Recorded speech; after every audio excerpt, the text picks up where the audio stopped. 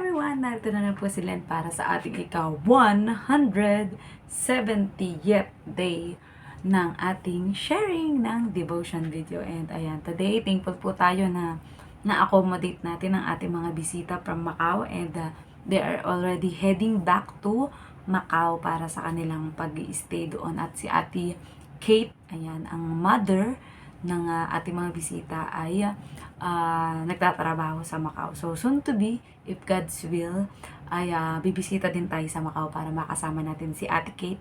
At siya naman ang magtutur sa atin sa Macau. Ayan. So, bago tayo dumako sa ating pagbubuli-bulay ng salita ng Diyos, ay huwag po natin kakalimutan ang magpasalamat sa ating Panginoon. So, let us all pray. Ama namin Diyos na makapangyarihan sa lahat, narito naman po kami muli, Panginoon. Dadako na naman po kami muli sa pagbubulay-bulay ng inyong mga salita.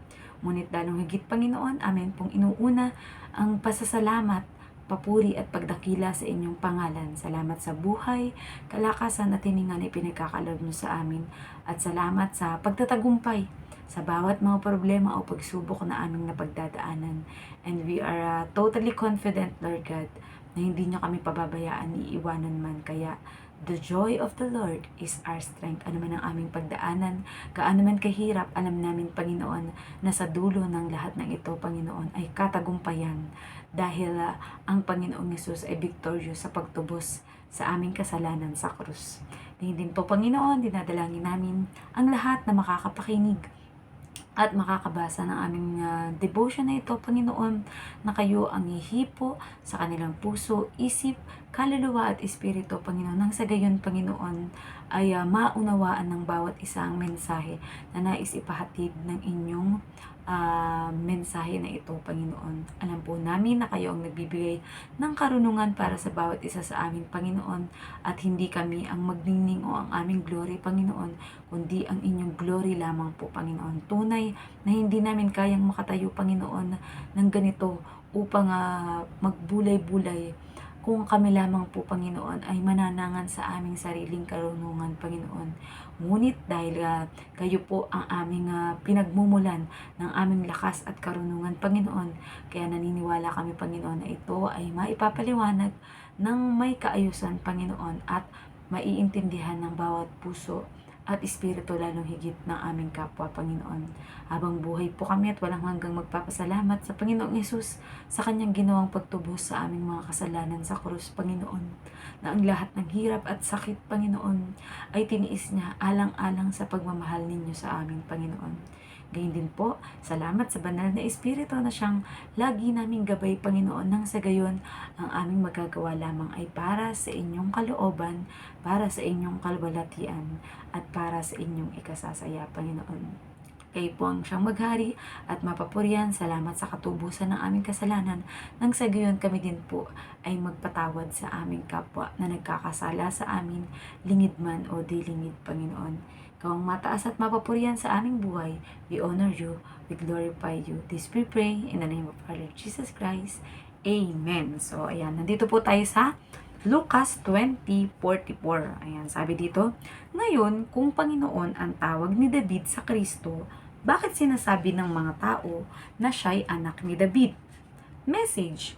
Bilang pangwakas na tanong ay may palaisipan na tanong na iniwan si Jesus sa mga relihiyoso at mga tao na kung tinawag daw na Panginoon ni David ang Kristo, bakit daw sinasabi ng mga tao na anak ni David ang Kristo?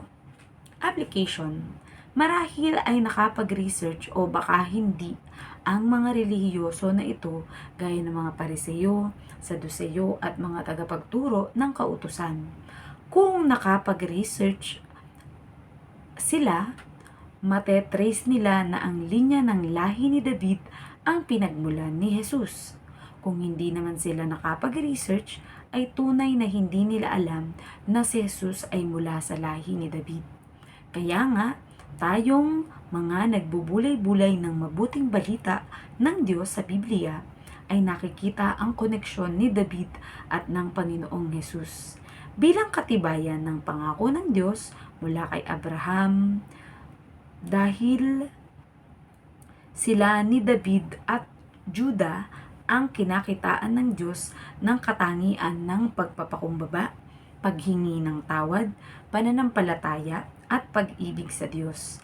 Kaya bilang gantimpala ay sila ang napili na maging linya ng lahi ng Mesiyas, ng bugtong na anak ng Diyos na nagkatawang tao para matubos ang kasalanan ng sangkatauhan, na tinatawag din natin sa panahon natin ngayon na Panginoong Jesus. So, purihin ang pagkabasa ng salita ng Diyos, di ba? So, yun na nga, kung si David ay tinawag na Panginoon, ang kanyang Panginoon, di ba, na uupo sa kanan ng Diyos bilang ating Diyos Ama, ay tayo din, tinatawag natin ang ating Panginoong Jesus bilang Panginoon, di ba? Dahil kahit ang kanyang mga alagad, tinawag din siya na Panginoon. So, ipinapaunawa ng ating Panginoong Yesus sa mga relihiyosong tao na ito na siya ang tinutukoy na iyon. Ngunit, hindi nga lang talaga tinatanggap ng mga relihiyoso dahil nga mababa ang tingin nila sa ating Panginoong Yesus. Dahil ang expected nila, ito ay isang hari na magiting kagaya ni David, 'di ba? Malakas, matapang, 'di ba? Pero siya ay naging anak sa laman ng isang karpintero, 'di ba? So alam niyo naman ang karpintero sa atin kahit sa panahon natin ay isa sa pinakamababang uri ng trabaho sa lipunan dahil nga ang karpentero, 'di ba? Pwede kang maging karpentero kahit hindi ka nakapag-aral o kaya hindi ka kagaya ng mga manager, ng mga teacher, ng mga doctor, ng mga nurse, ng mga engineer, 'di ba? Na talagang nag-aral para makuha ang profesyon nila na mataas na antas, 'di ba? So, ang mga hari, ayan, may mga iba na hari mula noong ipinanganak, 'di ba? Pero alam naman natin ang istorya ni David na siya ay nagsimula sa pagiging isang pastol, and siya yung inihula ni Propeta Isaias na magiging hari siya. Ayan. So 15 years siyang nagintay from pagiging isang what you call this, isang shepherd or isang pastol ay naging hari siya after 15 years, di ba? So, sino ba ang mga tao na kinalugdan ng ating Panginoong Diyos upang maging linya ng lahi ng ating Panginoong Yesus? So, una na dyan, si Abraham, na pinangakuan ng ating Panginoong Diyos na bagamat ang kanyang asawang si Sarah ay baog at hindi pwedeng magkaanak at sa kanilang edad na 90 years old, ay talagang kung sa ating panahon, menopause na ang mga nasa 50 years old, 'di ba? So talagang imposibleng imposible. Pero sa Diyos ba, may imposible, 'di ba? Kung si Maria nga ay nagkaroon ng virgin birth at pagbubuntis dahil sa banal na espiritu. So, si Sarah din ay nagkaroon ng pagdadalang tao o pagbubuntis kay Isaac sa pamamagitan ng banal na espiritu ng ating Panginoong Diyos. At dahil si Abraham ay sumunod sa ipinag-uutos ng ating Panginoong Diyos na representasyon ng kung ano ang gagawin na pagtubos ng ating Panginoong Yesus sa ating kasalanan, na iaalay siya bilang handog na walang dungis at hindi nagmula sa binhi ng lalaki o ni Adan, kundi binhi ng babae lamang at ng banal na espiritu, di ba? So, sumunod ay si Judah, di ba? Bakit si Judah ang napili, hindi si Joseph the Dreamer, na ang kanyang kapatid na matapos saktan, itapon, ipagbenta, ay naging magiting na general at isa sa pinakamataas na may katungkulan sa Ehipto during that time, di ba? Pero ayan, ang nangyari is talagang pag ang Diyos ay kumilos, ay dun mangyayari ang kanyang mga pangako, di ba? So si Judah, dahil siya yung gumawa ng ganun kay Jose na ipinagbenta at pinalabas na ito ay namatay na sa pamamagitan ng mga ligaw na mga oso, 'di ba? Yun yung sinabi nila sa kanilang amang si Jacob, pero ang totoo ay ibinenta nila. Pero si Judah din ang nag-sacrifice na siya yung maging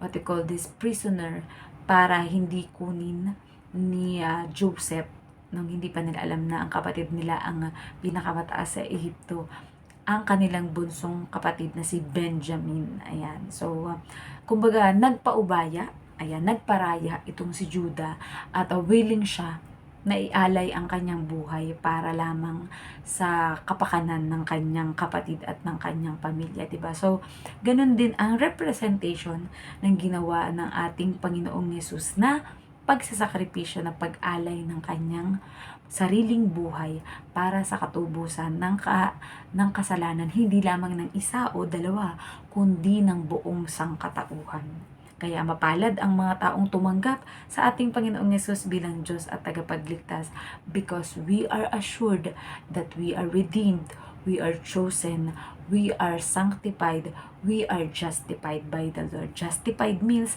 just if you never sin, diba? So, you are blameless, you are cleansed by the blood of Jesus. Kaya, makaharap tayo sa ating Diyos Ama na malinis, dahil ang nakikita ng ating Diyos Ama sa atin ay ang kalinisan ng naglinis sa atin, walang iba kundi ang ating Panginoong Hesus. Kaya kapatid, kung hindi ka pa tumatanggap sa ating Panginoong Hesus bilang Diyos at tagapagligtas, at hindi pa totoo sa iyong puso at sa iyong pagkatao ang intimate relationship mo sa ating Panginoon, kapatid, ito na ang oras at panahon, sapagkat hindi natin nalalaman kung kailan ang muling pagbabalik ng ating Panginoong Hesus o kailan ang mangyayaring rapture. Mas mabuti na maabutan tayo ng ating Panginoong Yesus na ginagawa natin ang kagaya ng mga iniwan niyang halimbawa na go therefore and make disciple of all nations. At ang ating buhay ay nagiging buhay na patotoo sa ating kapwa, na makikita nila na tunay nga na naghahari sa taong ito ang Panginoong Yesus, dahil sa kabila ng lahat ng kanyang pagdaanan, sa kabila ng sakit, sa kabila ng persecution, sa kabila ng yurak sa kanyang pagkatao o pananakit sa kanya physically, ay nananatili pa rin siyang mapagpatawad, mapagmahal, at puno ng pag-asa na ang Diyos ay mahal siya, na ang Diyos ay niligtas siya, at kahit ano pa man ang mangyari, whether we live or we die, it's all for the glory of the Lord. So nawa ang buhay natin ay maging buhay na patotoo, na makikita ng tao at pasasalamatan ng ating Panginoong Diyos na salamat na kilala kita. Salamat na ibahagi mo sa akin ang Ebanghelyo. Salamat ako ay naligtas dahil sa mga simpleng mensahe at payo mo patungkol sa ating Panginoong Diyos. So, let us all be a blessings to everyone sa pamamagitan ng lahat ng ipinagkaloob sa atin ng ating Panginoong Diyos. At nawa po ay may natutunan kayo sa ating sharing ng devotion video. Bukas pong muli at let us all close into prayer. Ama naming Diyos na makapangyarihan sa lahat, tunay na nagpapasalamat po kami sa inyong mayamang mga salita, Panginoon, na siyang aming iingatan sa aming puso, Panginoon. At alam po namin na kayo lang ang may kakayahan na i-implant ito sa aming isip, Panginoon, at sa gayon ito ikilos ng aming katawan o i-apply namin sa aming pang-araw-araw na buhay, Panginoon. Tunay nga, Panginoon, na may gagamitin kayo ng mga tao, Panginoon, na bagamat imposible kung titignan namin sa aming perception bilang mga tao, Panginoon, ngunit walang imposible sa inyo, Panginoon. Kahit mga taong hindi karapat-dapat, kahit mga taong nakagawa ng sobrang kasalanan, Panginoon, ngunit nariyan kayo, Panginoon, handa na kami ay tanggapin, handa na kami ay patawarin, handa na kami ay yakapin at i-welcome sa inyong kaharian dyan sa langit, Panginoon. Gayun din po, Panginoon, dinadalangin namin ang lahat ng mga kapatid at lahat ng mga tao sa buong mundo, Panginoon, na dumadanas ng mga financial na problema. Ito man ay utang, ito man ay sa trabaho, ito man ay sa negosyo, mga gustong bilhing sasakyan, ipagawang mga bahay o mga churches, Panginoon, at magamit, Panginoon, para sa mga feeding, pang-support ng mga pastors, pang-support ng mga evangelism na gagawin, Panginoon, upang maabot ang lahat ng panig ng mundo ng inyong mabuting balita, Panginoon. Alam po namin, Panginoon, na kayo ang magpo-provide ng lahat ng pangangailangan ng bawat isa, Panginoon. Gayun din, Panginoon, ang lahat na may mga sakit at karamdaman, Panginoon, malala, hindi malala, physical, emotional, spiritual, Panginoon, na alam namin, Panginoon, that you are our healer, Panginoon, and with you, no sickness will prosper against your child, Panginoon. No death can defeat us because Jesus, has already won the battle against death, Panginoon. At matagal na niyang talunan, 2,000 years ago, si Satanas at ang kanyang mga kampon. Ngunit hindi lamang pumapayag si Satanas at patuloy pa rin siya na humahanap ng mga masisilo niya, mahanap ng maaari niyang masnatch, Panginoon, sa inyong kamay. Ngunit hindi siya magtatagumpay, Panginoon, sapagkat anuman ang pagdaanan namin, Panginoon, mananatili na ang aming pananalig at pag-ibig sa inyo, Panginoon, ay tunay at wagas, gaya ng inyong pag-ibig sa amin na unconditional. Kaya din po, Panginoon, dinadalangin din namin ang aming pakikisalamuha sa aming kapwa, socially, at nawa, Panginoon, ang lahat ng mga taong makakausap at makikilala namin, Panginoon, ay maging pagpapala kami, Panginoon. Tulungan niyo po kami, strengthen us, give us the courage, give us the boldness, Panginoon, na malayang maipahayag sa kanila at maipakilala, Panginoon, na tunay na ang makapagliligtas sa bawat isa, Panginoon, ay ang tanggapin ng buong katapatan ang inyong anak na si Jesus sa kanilang buhay, puso at espiritu, Panginoon, nang sa gayon ay makikita na nag-shine, Panginoon, ang liwanag ng kabutihan, kabanalan ng inyong anak na si Jesus. Kaya din po, Panginoon, I pray for the prophets, for the priests, for the pastors, for the workers, for the evangelists, for the preachers, Panginoon, at kahit ang mga simpleng mamamayan o mga leader ng bawat mga churches or body of Christ, Panginoon. We pray, Lord God, that you will strengthen us, you will help us to strive more, Panginoon, at lalong maabot, Panginoon, sa pamamagitan ng pagmimisyon ang bawat mga bansa, bawat kasulok-sulukan ng bawat lugar ay maaabot, Panginoon, upang makapakinig ng inyong mabuting balita at nang sa gayon ay tanggapin din niya ang inyong bugtong na anak na si Jesus bilang Diyos at tagapagligtas at patuloy na mag-aral at magbulay-bulay ng inyong mga salita, Panginoon, at manalangin sa inyo ng buong katapatan at buong pag-ibig, Panginoon. Gayun din, Panginoon, dalangin po namin ang lahat ng mga bansa, ang Pilipinas, ang inyong chosen country, the Holy Land, Israel, Panginoon, at ang mga bansa na nais na manira o manakit ng kapwa bansa, Panginoon. We pray, Lord God, that you will heal the heart of every leader hanggang sa pinakamababang mamamayan ng bawat bansa, Panginoon, ng bawat pamilya, Panginoon. That every family will be a disciple, Panginoon, na pagsusumikapan ng bawat isa, Panginoon, na maakay ang bawat miyembro ng pamilya patungo sa inyo, Panginoon, nang sa gayon ay maisapamuhay namin kung ano ang aming napapakinggan o nababasa, na tanging mga mensahe lamang ninyo, Panginoon.